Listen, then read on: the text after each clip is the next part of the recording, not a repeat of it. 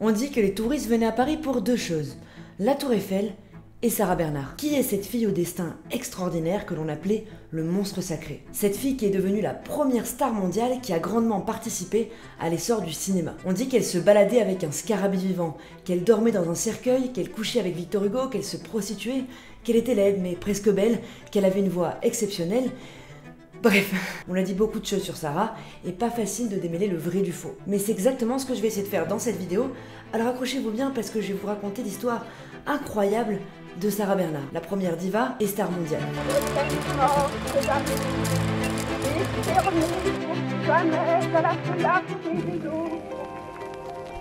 On ne sait pas quel jour est née exactement Sarah Bernard, mais on a l'année 1844.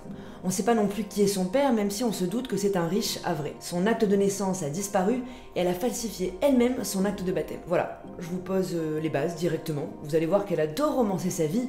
C'est vraiment un trait de caractère qui va la suivre jusqu'à la fin. C'est une grosse menteuse, oui, si on peut dire. Ouais. Elle va vraiment grandir dans un contexte très particulier. Sa mère Judith Julie Bernard était juive hollandaise, mais c'était surtout ce qu'on appelle à l'époque une cocotte ou une demi-mondaine. Ce qui en fait veut dire que c'était une prostituée de luxe.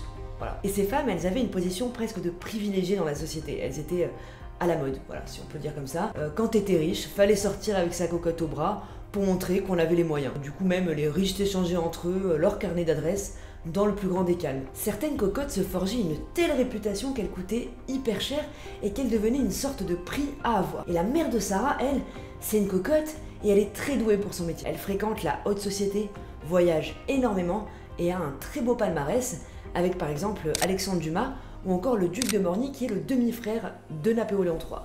Et ce personnage est important dans la vie de Sarah, vous allez le voir plus tard. Vous vous doutez que c'est pas du tout une vie qui convient à une enfant. Et Judith, ça, elle va le comprendre très très tôt, puisqu'elle éloigne Sarah d'elle dès le début. Elle s'en occupe pas du tout. D'ailleurs, elle apprécie pas plus que ça non plus. Sarah est donc élevée par une nourrice en Bretagne. Jusqu'à ses 4 ans, elle ne parle que le breton, et à 7 ans, elle ne sait ni lire ni écrire. Et à 7 ans, justement, sa mère l'envoie au couvent de Grandchamp à Versailles pour qu'elle acquiert une certaine éducation. Et là, Sarah se rend compte de quelque chose qui va peser beaucoup sur sa vie. Énormément même. Elle n'est pas belle. Enfin, du moins, elle ne répond pas du tout aux critères de beauté de l'époque. Elle est très mince, voire maigre, et surtout elle a des cheveux bouclés indomptables.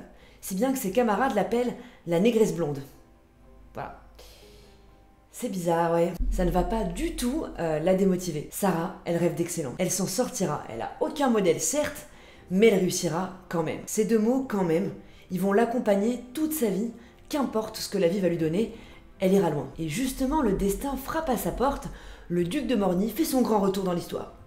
Pour rappel, il couche avec sa mère, mais il trouve qu'elle a un charisme fou, cette petite, et il l'encourage à suivre des cours de théâtre. Elle en tombe complètement amoureuse. Du théâtre, pas du duc, rassurez-vous. Elle passe donc le conservatoire à 14 ans, et elle est reçue. Sarah commence sa carrière de théâtre et fidèle à elle-même, elle va humblement déclarer à George Sand « Je serai la plus grande actrice du monde ». Mais bon, ça va devoir attendre quelques années. Elle va certes arriver à rentrer à la Comédie Française en 1862, mais elle va aussitôt se faire virer car elle a giflé une sociétaire qui avait bousculé sa sœur. À partir de là, elle a un gros passage à vide où elle voyage en Espagne et en Belgique. Et elle va avoir une aventure avec le prince Henri de Ligne de Belgique. Rien que ça, oui, la fille parvient quand même à côtoyer des monarques. Voilà. Donc évidemment, Sarah vit sa meilleure vie en Belgique, mais elle apprend un jour que sa mère est malade et elle décide de revenir à Paris. Elle a énorme sens du timing, elle découvre qu'elle est enceinte du prince. Elle donne donc naissance à un petit garçon qu'elle appelle Maurice, alors qu'elle n'a que 20 ans. Donc réaction logique, elle prévient le prince qu'il a un descendant illégitime, etc. Pas du tout. Pas du tout. Elle lui dit rien du tout, et s'amuse à inventer des pères en fonction de ce qui l'arrange. Donc on a eu Léon Gambetta, Georges Boulanger, ou encore Victor Hugo. Autant vous dire qu'à l'époque, ça fait quand même pas mal scandale. Bon, elle va quand même reprendre sa carrière de comédienne en rentrant au théâtre de l'Odéon. Elle commence à se forger une certaine réputation de plus en plus grandissante. Notamment parce que comme elle est très mince, elle peut jouer des rôles d'homme. Et comme elle a fait de l'escrime plus jeune, elle peut aussi jouer des scènes de combat. Ce qui participe aussi grandement à sa renommée, c'est qu'elle comprend très vite l'intérêt du marketing.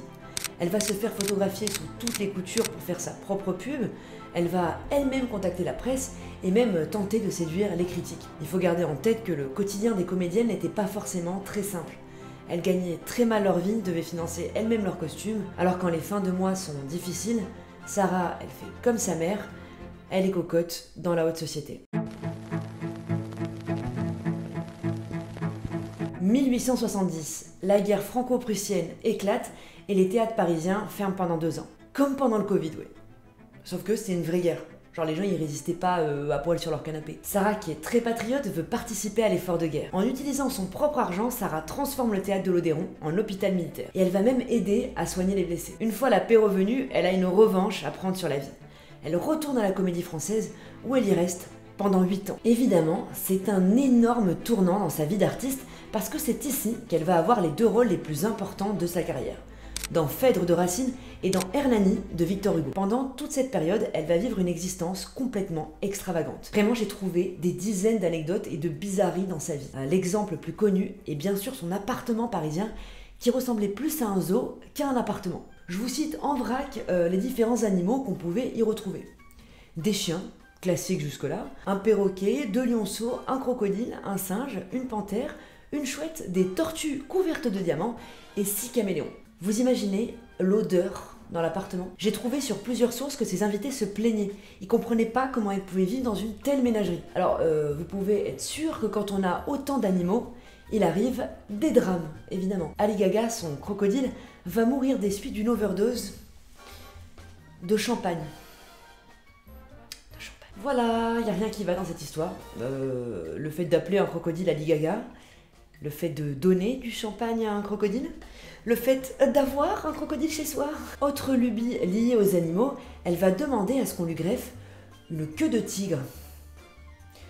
Voilà, ça c'est pour montrer aux animaux qu'elle était de leur monde, qu'elle était amie avec eux, voilà, pour se fondre un petit peu dans son propre appartement. Elle aurait pu se déguiser, mais non, trop simple. C'est beaucoup plus intéressant de se faire greffer une queue. Bon, elle va quand même renoncer, c'est dommage. Pour la simple et bonne raison que ça va être compliqué pour s'habiller. Oui, si, c'est vrai. Bon, c'est vrai que raconté comme ça, on se dit que la fille a vraiment un pet au casque. Et c'est exactement ça qui est intéressant dans la vie de Sarah. Cette ambivalence de personnalité. En fait, on n'arrive pas à savoir si on l'aime bien ou si on la déteste.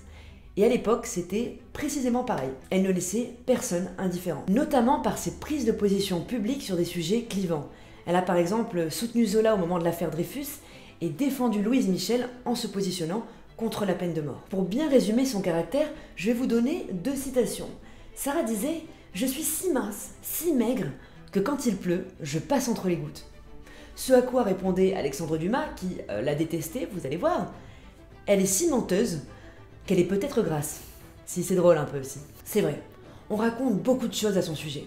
Et elle en joue énormément. Quand elle allait au resto, elle rentrait avec une robe, avec une énorme traîne de plusieurs mètres, et un scarabée vivant qu'elle traînait avec une laisse d'or. Sa vie entière était un théâtre. Elle était en représentation constante. Elle ne s'arrêtait jamais, ne faisait pas de pause. Sa vie et son travail, c'était la même chose. Si bien qu'elle donne rendez-vous au dramaturge à 2h du matin parce que c'est son seul créneau de libre. C'est simple, tout est mis en scène. Elle a des portraits d'elle immenses dans son appartement et surtout, elle dort dans un cercueil. Alors évidemment, c'est uniquement pour faire le buzz. Elle dort pas réellement dedans, elle y fait des siestes tout au plus, mais ça, la presse s'en fout complètement.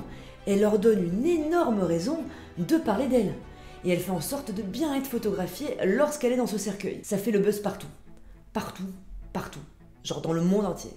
Et justement, en parlant de monde entier, sa carrière va atteindre très vite une autre dimension. En 1880, elle décide de créer sa propre compagnie et commence des tournées internationales. Le succès est immense. Elle est surnommée la Voix d'Or et plus souvent le monstre sacré. Sarah va jouer partout dans le monde. C'est la seule star de son temps qui a joué sur les 5 continents. Elle se produit à Londres, à Copenhague, en Australie, aux États-Unis. On va y revenir juste après sur les États-Unis. Elle joue au Pérou, où tous les billets pour ses représentations se sont vendus en 48 heures. Au Chili, mais aussi en Russie. Aux États-Unis, elle part avec son fameux cercueil, évidemment. Il ne s'agirait pas de manquer une occasion de se faire remarquer, mais alors elle va faire beaucoup plus fort. Elle affrète un train Pullman pour sa troupe et ses 8 tonnes de malles. 8 tonnes. Elle est partie avec sa maison, quoi. Ça se demandait si elle n'a pas pris les meubles et même les pierres de l'appartement, là. Elle accepte cependant de jouer partout et dans n'importe quelle condition. dans des cirques, en prison, devant les Indiens, The show must go on. Elle devient une icône qui exporte la mode et la culture française partout à travers le monde. Si bien qu'elle distribue des tracts pendant ses représentations avec la liste des marques de costumes qu'elle porte. Elle se montre avec des bijoux sertis de diamants, elle incarne la femme moderne et libre de son temps par excellence. Elle lance et défait les modes comme ça. Et justement, il y a une mode qu'elle va populariser. C'est le cinéma. Mais avant de vous parler de ça, je vais faire une petite ellipse sur sa vie amoureuse très chaotique. Bon, elle est connue pour avoir eu beaucoup d'amants et d'amantes. Mais la seule personne qu'elle va réellement aimer et épouser, c'est Jacques Damalin. Un mec extrêmement beau, mais qui se sert complètement d'elle pour essayer d'avoir une carrière d'acteur. Malheureusement pour lui, malheureusement pour elle, malheureusement pour tout le monde, c'est un énorme raté. Il va même mourir d'une overdose. Mais malgré ça, Sarah ne l'oubliera jamais et continuera de signer jusqu'à la fin de sa vie Sarah Bernard, veuve Damalin. Bon, revenons sur le cinéma. À cette époque, c'est vraiment considéré plus comme une animation de foire que comme de l'art. Les comédiens sont d'ailleurs très critiques envers le cinéma, et donc le public l'est aussi. On est en 1910, Sarah Bernard, après avoir joué dans plus de 120 pièces de théâtre, commence une carrière au cinéma en jouant dans le film Le Duel d'Hamlet.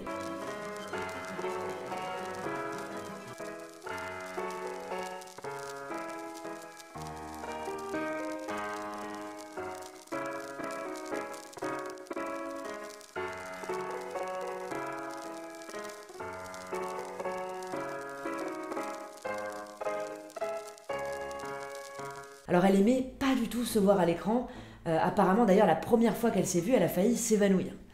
Mais elle s'en fiche, parce que je vous le rappelle, la seule chose qui l'intéresse, c'est de jouer. Qu'importe le média, qu'importe le canal, elle veut jouer. Et grâce à son implication, elle participe grandement à populariser le cinéma à travers le monde. Elle devient par la suite l'une des très rares artistes françaises à avoir son étoile sur le Walk of Fame à Los Angeles. Mais bon, ça fait quelques années qu'il y a une ombre noire sur le tableau, elle souffre énormément à sa jambe. Et en 1915, alors que la guerre commence à s'enliser, elle en peut plus.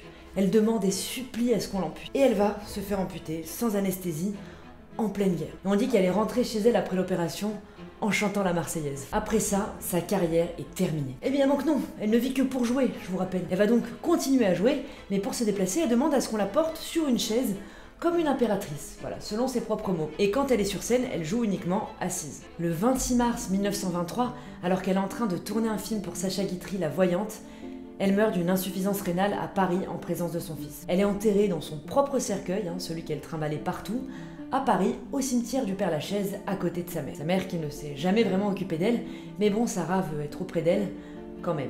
À la minute où elle meurt, tous les rideaux de tous les théâtres parisiens se ferment. C'est la fin d'une icône qui ouvrira la voie à tellement d'autres. Elle disait « Il faut haïr très peu, car c'est fatigant. Il faut mépriser beaucoup, pardonner souvent, mais ne jamais oublier. » Il y aurait beaucoup de choses à raconter sur la vie de Sarah Bernard. Comment elle a popularisé les apéros, inventé le merchandising, convaincu les États-Unis d'entrer en guerre en 1916. Scandaleusement connue, très mal imitée, tantôt menteuse, tantôt militante, on sait énormément de choses sur Sarah, mais finalement, on la connaît pas vraiment. Elle est avant tout une actrice, une très bonne actrice, qui n'aura pas fait de distinction entre jouer et vivre. Elle aura passé son existence comme elle l'entendait, en créant sa propre réalité. Une réalité où une fille de cocotte, maigre et pas jolie, devient la plus grande star du monde. Si vous avez aimé cet épisode, n'hésitez pas à me le signifier en commentaire. Cette vidéo était un peu différente de celle que j'ai l'habitude de faire. Je raconte rarement la vie de personnages historiques, mais c'est quelque chose qui m'intéresse énormément. Donc n'hésitez pas à me dire si ça vous a intéressé, parce que ça me plairait beaucoup d'en faire d'autres.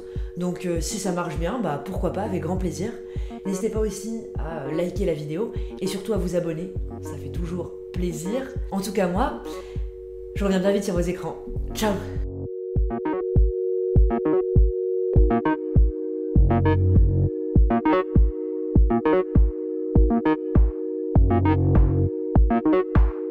Thank you.